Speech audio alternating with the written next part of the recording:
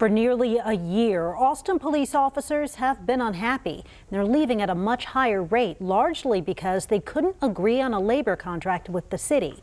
But Tony Plohetski tells us that could all change tomorrow.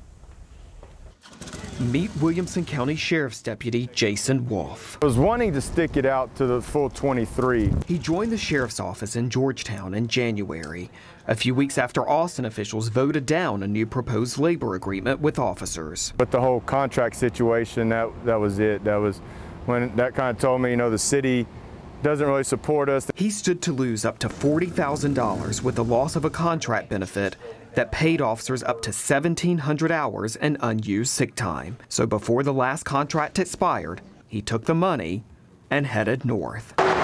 11 months ago, amid an outcry from some community groups, Austin City Council members rejected a new multi-year contract. They say the cost, an estimated $80 million for pay raises and other stipends, was too much. It's been a disaster. Over the past year, Austin has faced the consequences.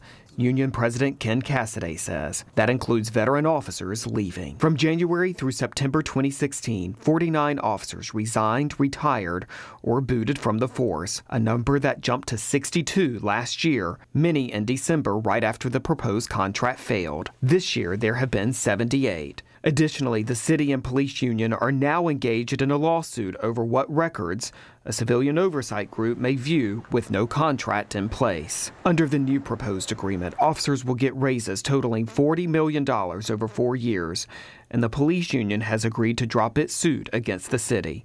Officers also would get stipend pay for special skills reinstated, and the city would gain more flexibility in hiring and promotions. Chaz Moore, leader of the Austin Justice Coalition, is among those who fought against the last contract. He said he realizes officers' wallets have suffered and that the department has lost officers, but he says there has still been a benefit. It's really created a space and room for the officers in the police union to understand where we're coming from and what we mean when we talk about transparency and accountability rights. Tony Plohetski, KVUE News.